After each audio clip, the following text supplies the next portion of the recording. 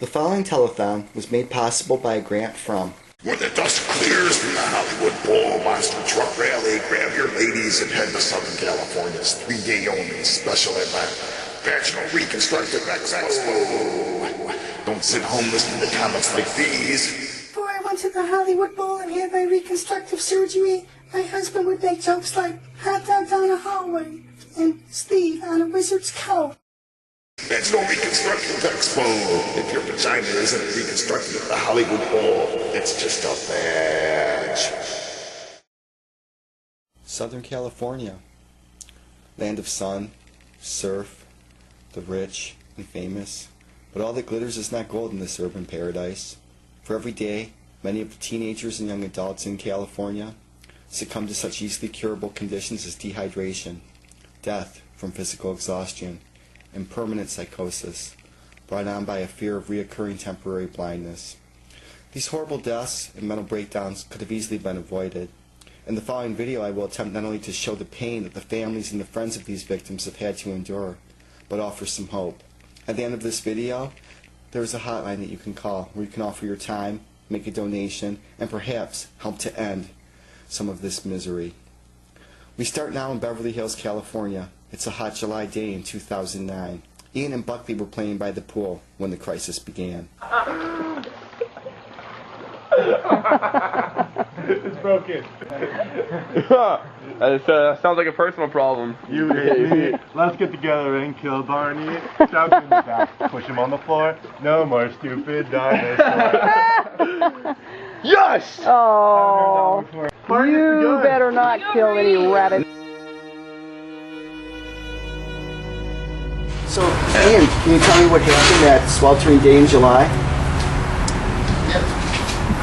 You know, we were playing in the pool, and you know, Buckley, I wanted to go inside. I was like, let's go in the indoor pool. You know, it was hot out, and we were thirsty. And he's like, no, let's stay outside. Let's stay outside. Let's play in the outside pool. And I'm like, all right, cool. It's Buckley. You know, it's the way he is. So,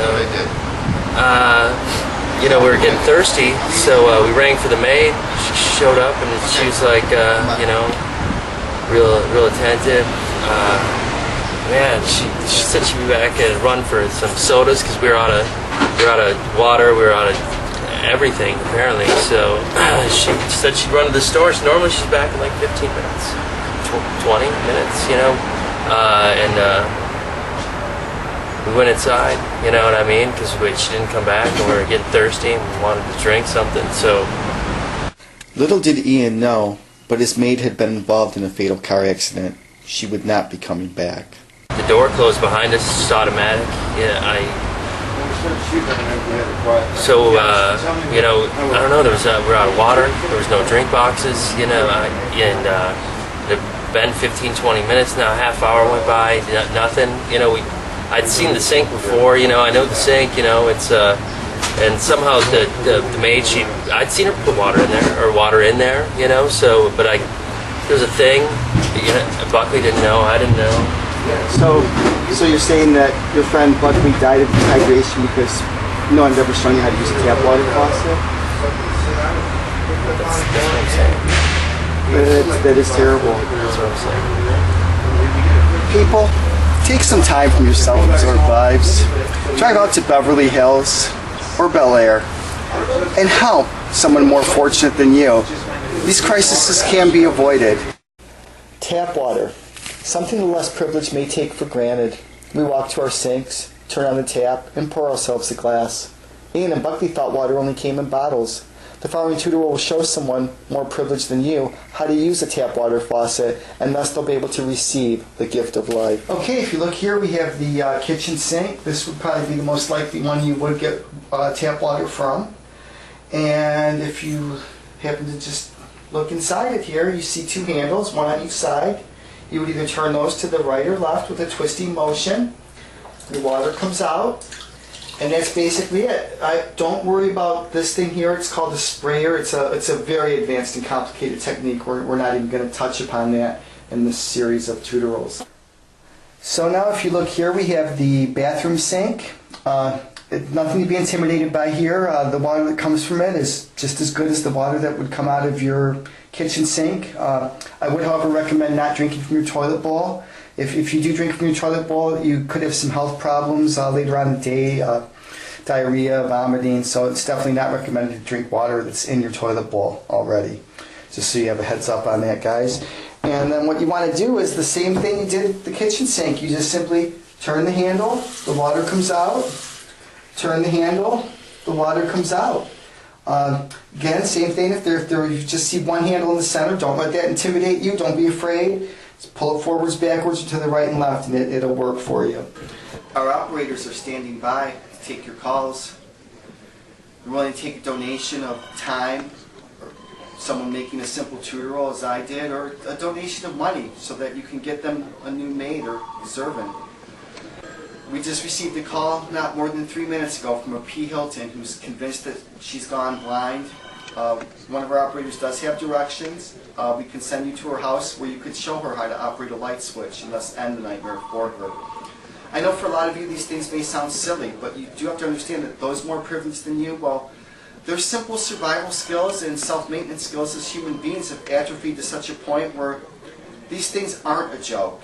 They are very serious and very real, and they are occurring to hundreds, if not thousands, of young adults and teenagers in the more affluent neighborhoods in Southern California daily. Take time out from your 40, 60-hour work week. Drive out to these neighborhoods and offer your time and help. It's the least you can do. I mean, would you want those more privileged than you to become just simply as privileged as you? Just announced on the last day of Vaginal Reconstructive Expo. Dr. John Chameleon, Baby on Play will be on hand to answer your questions. Have your kids get your photo taken with Baby on Play. Hollywood Bowl is not responsible. Baby on Play, it's your children. The following footage that you're about to see may seem confusing at first. It took us a while to piece together exactly what led to the death of Michael P. Pettyform. And then when we figured it out, we were just simply appalled and heartbroken.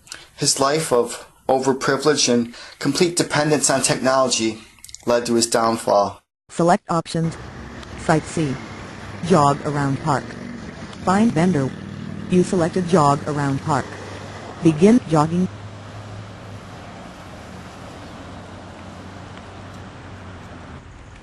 Turn left in 10 meters. Turn left now.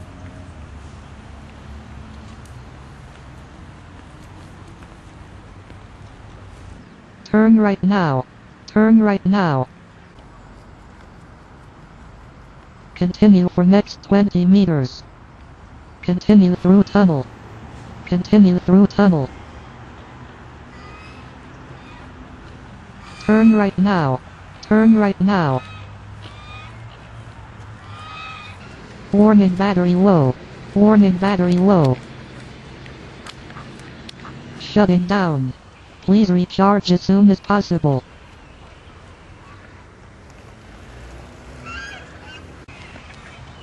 Not knowing where to turn, which direction to run in, he simply ran and ran around the park for days.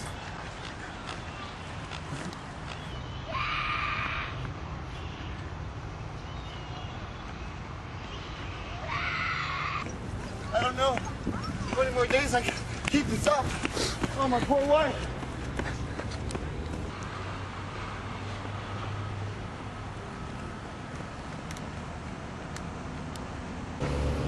Until finally, he collapsed and died from physical exhaustion. No way, man. Why didn't he just look up and see that the city was right there in front of him? Those options aren't available for the overprivileged. They've become completely dependent on their gadgets. They don't know how to talk to another human being and ask for help. Besides, it would be beneath them. I don't have time to do a tutorial to show you how to use a map. I'm limited by technology myself. YouTube only gives you 10 minutes. But someone out there, put together a tutorial on how to use a map or how to ask another human being for directions. Again, we can stop and avoid these tragedies from happening.